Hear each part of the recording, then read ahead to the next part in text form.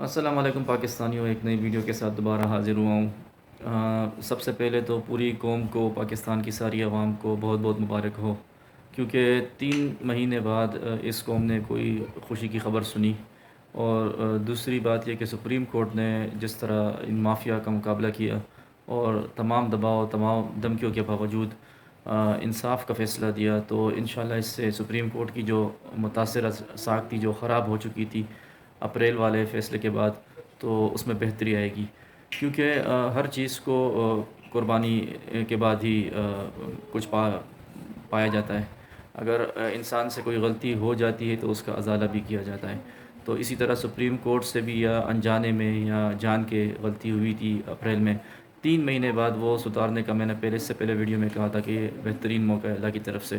اور یہ شکر ہے اللہ کا کہ ہمارے ججز کو بھی یہ بات سمجھ میں آئی، اور انہوں نے اس کرپٹ مافیا کا زبردست طریقے سے مقابلہ کیا۔ اور ان کرپٹ چوروں نے جس طریقے سے دھمکایا، جس طریقے سے پریشرائز کیا، اور ہر طریقے سے دھمکیاں دی سپریم کورٹ کو اور ججز کو، اور آخری ٹائم تک انہوں نے سپریم کورٹ کے بار کو اپنے ساتھ ملا لیا۔ اور سپریم کورٹ بار کی بھی آپ حالت دیکھیں کہ ہمیشہ چوروں کے ساتھ کھڑی ہوتی ہے، کبھی غریب آدمی کے لیے اس بار نے آواز نہیں اٹھائی۔ آج بھی سپریم کورٹ بار جو ہے نا، وہ ان چوروں کے ساتھ ہی کڑی رہی، لیکن پھر بھی ججز نے بہت مشکل سے فیصلہ دیا۔ اور اس میں سپریم کورٹ کی ساکھی بہتر ہوگی اور بحال ہوگی جو اس سے پہلے تھی، لیکن یہ ہے کہ اپریل کے بعد سے مسلسل 3 مہینوں سے سپریم کورٹ شدید تنقید کے نشانے پر تھے، کیونکہ انہوں نے جو رات 12 بجے عدالت کھولی تھی، تو اس کے بعد عوام کا شدید غصہ تھا۔ اچھا، سپریم کورٹ نے تو پرویز الہی کو وزیر اعلیٰ پنجاب برقرار رکھنے کا فیصلہ جاری کیا، لیکن ان چوروں سے یہ فیصلہ کسی طریقے سے ہضم نہیں ہوگا، اور یہ ابھی بھی سوچ بچار رہے ہیں کہ ہم آگے کیا کریں، اور یہ سپریم کورٹ کے اگینسٹ بھی آئیں گے اور تحریک چلانے کی دھمکیاں بھی دے رہے۔ اور سپریم کورٹ نے فیصلے میں ایک بات بہت زبردست لکھی ہے کہ اگر گورنر پنجاب حلف نہ اٹھائے، کیونکہ ان کو بھی اندازہ تھا کہ مافیاز نے اپنا ہی بندہ لگایا ہے اور ریموٹ کنٹرول والا، تو وہ انکار ہی کرتا تھا، تو انہوں نے یہ اچھی بات فیصلے میں لکھی تھی کہ اگر گورنر پنجاب حلف نہ اٹھائے تو صدر مملکت حلف پھر پرویز الہی سے لے۔ تو وہی ہوا، گورنر پنجاب نے حلف نہیں اٹھایا، یہاں تک کہ گورنر ہاؤس کے دروازے بھی نہیں کھولے گئے پرویز الہی کے لیے، اور وہ صدر مملکت ہی بھی اس سے حلف اٹھائیں گے۔ لیکن میں پھر وہی سی بات ریپیٹ کر رہا ہوں کہ ان چوروں کو نہ یہ فیصلہ قبول ہے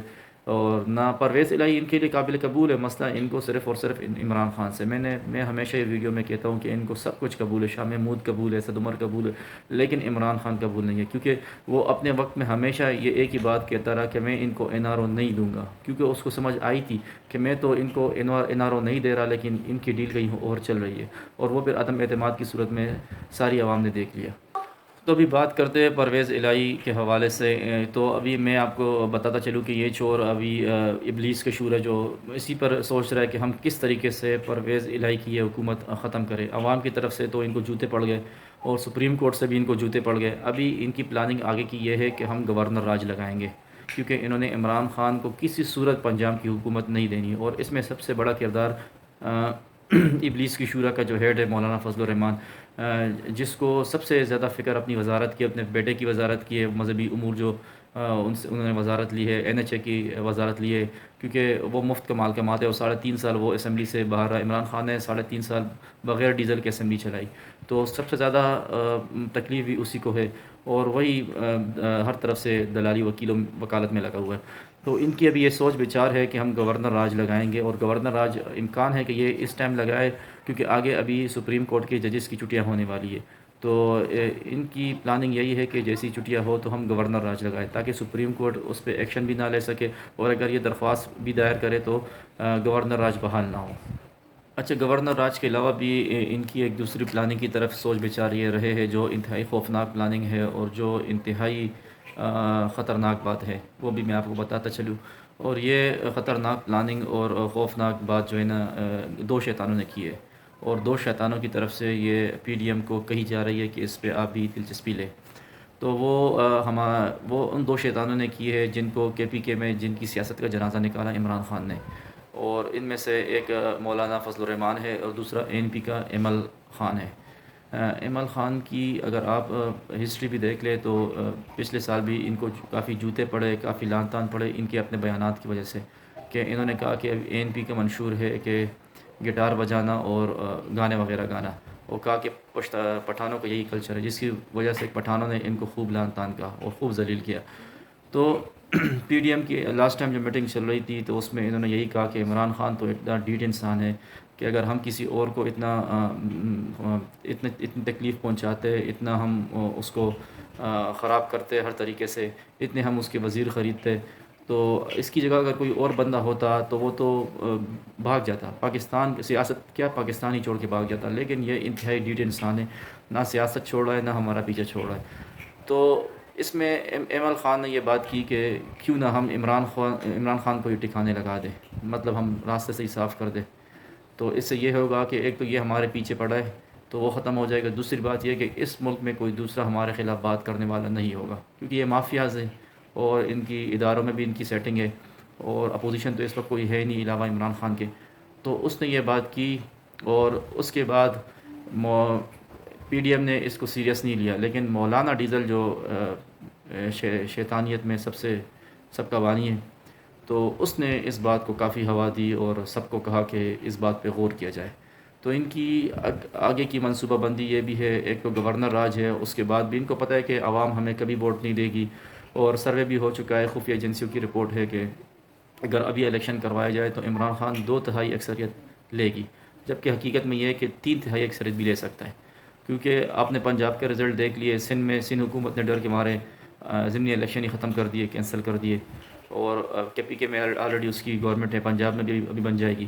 تو عوام اس وقت عمران خان کے بیانے کے ساتھ کڑی ہے، اور ان کو پتہ ہے کہ ہماری سیاست کا جنازہ نکالنے والا یہی شخص ہے جس نے KPK میں فضل الرحمان کو اپنے گاؤں اپنے یونین کونسل تک میں ہرا دیا،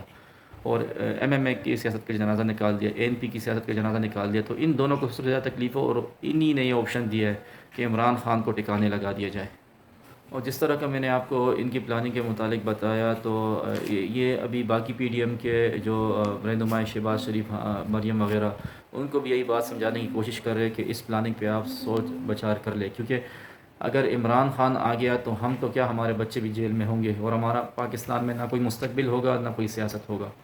تو ایک پلاننگ تو نیچے انسان اور شیطان کرتا ہے، ایک پلاننگ اللہ کی ہوتی ہے،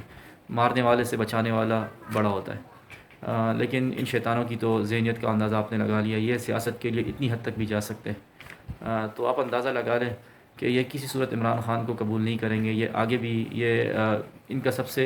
بڑی پلاننگ یہی تھی کہ ہم تو امریکہ کی طرف سے آئے، ہم پاکستان امریکہ کالونی ہے، ہمیں کوئی کچھ نہیں کہہ سکتا، لیکن عدلیہ نے نوٹس لیا تو یہ عدلیہ کے پیچھے پڑ گئے، اس کے بعد یہ اسٹیبلشمنٹ بھی وار کریں گے۔ آپ یہ نہیں سمجھے کہ یہ ان کے ساتھ مخلص ہے، اور یہ اداروں کو بھی ابھی سمجھ آنی چاہیے کہ یہ سانپ ہے، ان کو پالنا فضول ہے۔ آپ نے ان کے سر کے اوپر ہاتھ رکھا تو ابھی آپ خود دیکھ لیے، آپ کو ہی ڈسیں گے، یہ عدلیہ کو بھی نہیں چھوڑیں گے اور یہ اسٹیبلشمنٹ کو بھی نہیں چھوڑیں گے۔ تو اسی لیے عمران خان اگر اللہ نے آپ کو دیا تھا تو وہ محب وطن کی صورت میں ایک لیڈر دیا تھا، تو جو غلطیاں ہوئی وہ تو ہو گئی، لیکن آگے کے لیے احتیاط کرے، کیونکہ جو ہوا وہ بہت غلط ہوا ملک کے ساتھ، اور عدلیہ نے جو فیصلہ دیا تو عوام میں ان کی ساکھ بہت بہتر ہو گئی، اور باقی آپ آگے دیکھنے کیا ہوتا ہے، کیونکہ ان کی پلاننگ یہ کسی صورت ان کو پرویز الہی ہضم نہیں ہوگا، کسی صورت عمران خان کی حکومت ان کو برداشت نہیں ہوگی، یہ نہیں چھوڑیں گے کسی صورت بھی، نہ عمران خان کی گورنمنٹ کو اور نہ خود عمران خان کو۔ تو انشاءاللہ نیکسٹ ویڈیو تک اجازت دے، جب تک کے لیے اللہ حافظ۔